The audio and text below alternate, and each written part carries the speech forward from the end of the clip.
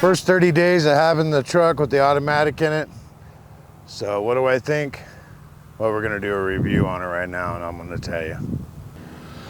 So on August 10th, they let me know with very short notice that I had to get rid of my 2017 Freightliner and get into an automatic, brand new 2024 Freightliner Cascadia. Well, I've never drove an automatic, maybe a little bit here and there back in the past, but overall, I've always drove manual for the last 22 years. A lot of complaining, didn't want to do it. Just thought it was going to be a lot of trouble, but it's not as bad as I thought it would be. And actually, this is a pretty good truck. For those of you who didn't get a look at it on the first video, this is it right here. I think it had like 419 miles or something like that on it.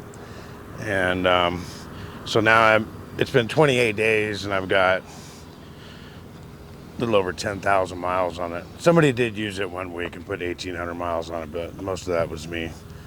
So, you know, our tri-pack generator here where we can run 110 and heater and air conditioning and that kind of thing. Nothing really different there. This is pretty much the same thing we've had all along.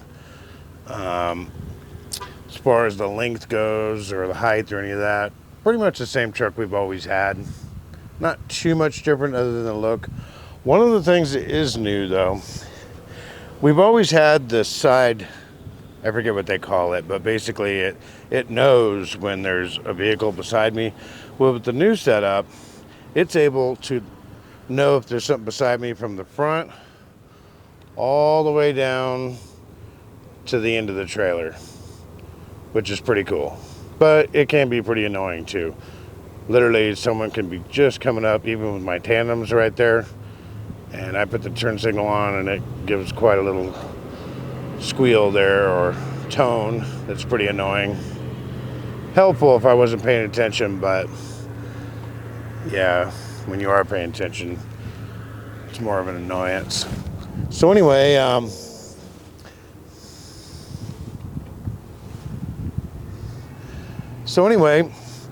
yeah, pretty much everything the same. Oh, I should show you the motor. That's what I should do. So here's the motor on it. It's a Detroit motor, and they say that if you blow one of these, it's about $60,000. So definitely a lot of the cost of this truck is right here underneath the hood for sure. From what I hear, the whole truck is $200,000, or at least what I read online. It's anywhere from $189,000 to $209,000. A lot of money.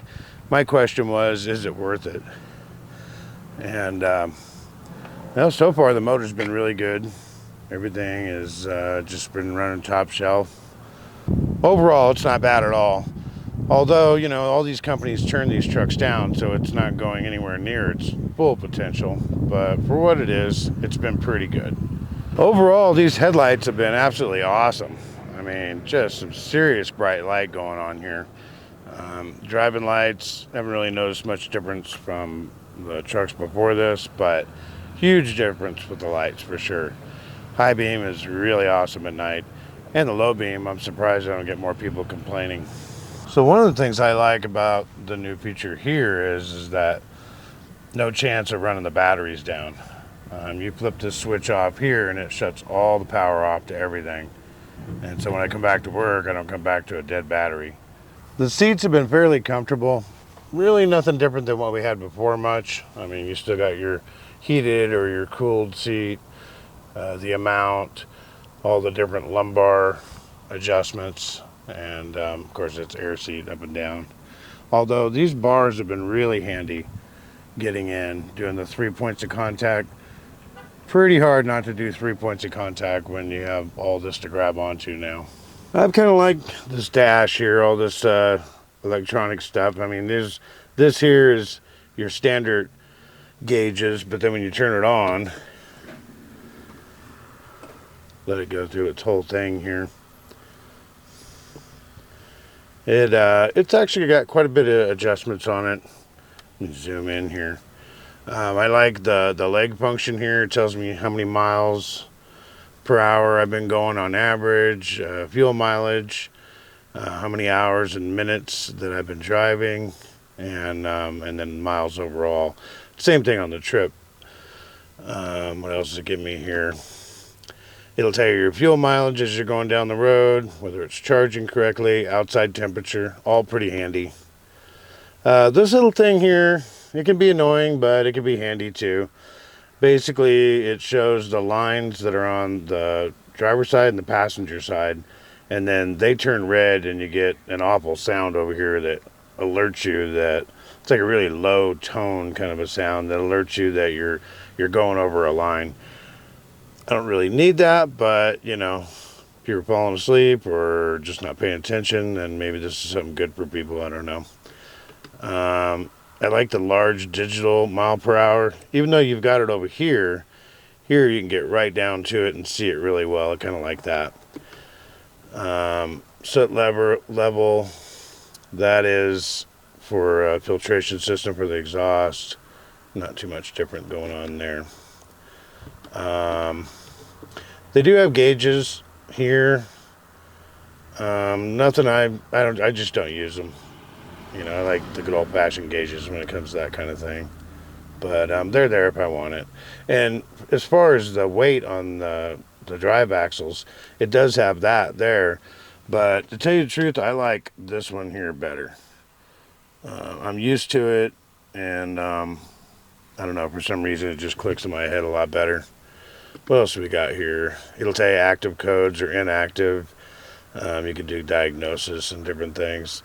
Nothing really different than what we've had over the years. Kind of the same thing, really. It'll tell you how many hours are for the maintenance, I guess. Yeah. Anyway, I haven't used the Bluetooth on it at all with the phone. Never really been into it. I have a Bluetooth headset. I just use that. There's really not enough technology in here for me to want to connect my phone up. So I just, you know, it's not really a thing. And then you can brighten and lighten your dash. I kind of like that. And they got a few other things on there. Tells you what gear you're in, or if you're in neutral. And gives you the time, which, I believe it or not, the time right there below that has been the handiest thing. Because on the Qualcomm, or the tablet I should say, hard to see that, but this one here I could just glance down. It's really been handy. I kind of like the fact that the dash has been, to me it seems really simplified, and I'm glad we still have our trolley valve here, or they got a bunch of different names, trailer brake, whatever you want to call it. Glad they didn't get rid of that. But pretty simple, actually. To me it seems like they've simplified it. Just simply have a bar, buttons here, everything from the dome light to, you know, whatever, engine shutdown, these type override and that kind of thing. One of the new things that's here, if I can find it, is this thing here, the light test. Basically it flashes and turns on every light on the outside of the truck, and then when you go out and do your pre-trip, then you're able to see all the lights in actually working order, or you hope anyway. I like the fact that they took the heating and the air conditioning and just put them in knobs. I know I've been in some vehicles where they're like a digital display and you got to slide them and all that. Oh, I can't stand that. And this is actually really cool. As far as the camera button goes to save a video, that's nothing new, which that's our camera there. We don't have inward facing cameras, even though it does have a lens there. They don't have it activated. It's only outward, and it's only saved if there's some sort of incident or hard braking. So this is I think they call it the Assurance 5.0, and basically this thing here on the window, which really blocks the view, I'm surprised they get away with this. It handles, you know, everything from seeing people that are out maybe on the side of the street. It'll recognize whether it's a person or an animal. It will slam the brakes on if they start stepping out in the road. But if it's an animal, it won't do anything. It knows the difference because of the hip movements. Also, it detects whether there's rain on the window or how much, and then it'll either do intermittent wipers or faster. Of course, I can still just turn it on, but I mean, or turn it off, but it's actually worked pretty good. I heard a lot of people complain, but I'm not complaining. It's actually not bad. Yeah, the cruise control here on the wheel, and also have where you can dim the lights or flash the lights. That was actually really smart. I like that a lot. Like I said, I haven't used the phone, so none of these I've really had any use for. And then these buttons over here control everything that's up on the dash there. See, there it is. 10,233 miles, basically in 28 days. And like I said, somebody borrowed the truck for, I don't know how many days, but they put about 1,800 miles on it. But so, not bad to make it that far and have no problems or anything. Keep my fingers crossed for the next 40,000 and see how it goes. One thing that is new compared to what we've had in the past, all of our trucks have always had just a regular stationary seat over on the passenger side. Well, I see now they put an air seat in here that's, well, at least it's an air seat. I don't know. I don't think it's heated or cooled or anything, but kind of cool that they put those in standard. Although if you want a fancier seat, you can pay for it yourself and have the shop put it in. The sleeper has been very roomy. I can't complain, to be honest with you. It's there's been lots of room. I like the fact that this is all nice and open here. I got my coffee station up here. I just bring that down, put it on the table here, and then make my coffee in the morning. It's been really handy. The fridge is amazingly good. I mean, it freezes water. You got to keep it down. If you put it all the way up, it'll freeze the water. Actually, I can already see. Looks like that's kind of happening anyway. No complaints here, though. This little drawer's been really handy. Put stuff in. All these little cubbies, or I say little, they're actually pretty big. This one's loaded with cleaning supplies. I like the fact that they're really deep back in. Of course, I've filled them up with all my stuff. But instead of being something skinny and, see if I can get it to focus. Instead of being something skinny and barely fit anything in there, instead they're deep. You can really put stuff in there. I like that. I like the fact that we have a curtain that's between the sleeper and the front, and then we also have a curtain that you can put around in the front there on the front windshield. Closet's been really handy. Plenty of room. I put a couple of bags in there and my shirts. Little cubby down here. This little reading light has been really cool. I like this. Basically, it has a bendable arm here. We can bend it and turn that on. Really bright light. Works great. Move this around if you're reading or just want to use it to put light in a particular area. Does a great job. Now this setup back here in the sleeper, it's been really good, but I did a whole video on that button right there. And I don't know, it seems like they could have did something smarter with that. Put a guard on it or do something. Yeah, I had that thing ringing at 4, 5 o'clock in the morning, whatever it was. Had the horn honking. That was fun. But the rest of these, it's pretty handy. You can turn all the lights on, and then basically you just click this one here and it'll turn all the lights off at once. I thought that was pretty smart. So overall, it's really not that different than the other truck. I mean, everything's more modern, but all the same parts and pieces and features are kind of the same. Really, I think where this truck has been paying off is that the automatic, I wouldn't say it's perfect. It's a few times where it didn't get itself into gear, and that was a bit embarrassing because I actually had to stop it and then put it in neutral and then put it in drive. But overall, when it works well, it really worked well going down like mountain windy roads. Not just for the fact that you're not shifting. I mean, actually shifting is part of the control that I've always had in a manual to be able to, you know, apply power or not apply, you know, going in or out of corners. And I'm able to do that with this, but really I think what this does well at is that with the jakes on, or at least the first stage, it will automatically downshift. As soon as you let off the throttle, it'll downshift and then kick in the jakes at the same time. So you have a pretty good high rev. I wouldn't call it a high rev, but pretty good RPMs with the jakes kicking in pretty hard. That has came in really handy when, you know, you're empty and you just want to get moving and you know, just keep it going. You don't want to get slowed down, or you want to keep your momentum going. It does a really good job of doing that with the jakes. Going down the hills, I've used the descent control. Yeah, it works okay. I think I'm going to start using more of just the jakes and not use that. It it's okay, but the problem is that it kind of just shifts when it wants, and I'm not really thrilled with that. It seems like I have a little more control of when it's going to shift. During the summer, it really doesn't make much difference, but I know in the winter, I'm not going to want it all of a sudden just shifting down a couple of gears and just high revving. There's no way I'm going to be wanting that on icy road. I know you're not supposed to use jakes, so, and then that has a lot to do with it. But still, you know, if I'm going to be going slow, I mean, I could probably just put it in manual and do that, and I think it'd work a lot better.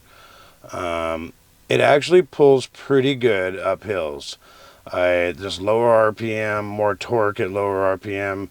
I got to say, it's pretty good. And the speedometer, that larger display speedometer, really tells the story, because I've done it both ways, where I've manually shifted down, or I just let it, in my opinion, it's like bogging down, but just let it go low RPMs, and you're going to get a few more mile an hour out of it compared to if you try to shift down and then have it wind up. That'll bring you back 2 mile an hour like immediately, and then it slowly climbs back up, versus when you just let it go low RPM, let it shift on its own when it wants to. You don't lose those 2 initial mile per hour, and then you're pretty much climbing for the most part, unless you got a really heavy load. But you know, that's something I've noticed. This truck empty, it doesn't seem to do as well, but when you're loaded, it seems to do better, because it's sensing that you have a load, and it will do a little higher RPM than it would normally would going down the road, but it seems to shift earlier and holds its speed pretty well when it's got kind of a load in it. Now, if it's got a full load, well, that's different, but you know, if you got 20,000-30,000 pounds in the box, it just seems like it does better overall. So for the last 30 days, I've given it a chance, and I'd have to say not a bad truck at all. Whether it's worth $200,000, that, I don't know. I think I'd have a hard time spending that, but I mean, you know, if you're making all your money and you owned it, and it's doing a good job making money for you, I guess that's fine, but that just seems like a lot of money, you know. You'd have to be in it for the long haul if you were an owner-operator. But I'm sure Walmart probably got a cheaper deal. They, you know, buying as a fleet like this, they probably got a lot less than 200,000. But, you know, I have no idea. I don't know. So there you go. In the last 30 days or 28 days, the review I'm giving is that's a pretty darn good truck. I'm glad they gave it to me. I don't mind the automatic. I will update when winter comes, whether I still hold that opinion, but overall, this has been a pretty sweet deal. So 2024 Cascadia, pretty awesome truck. Hope you guys like it. All right, see you later.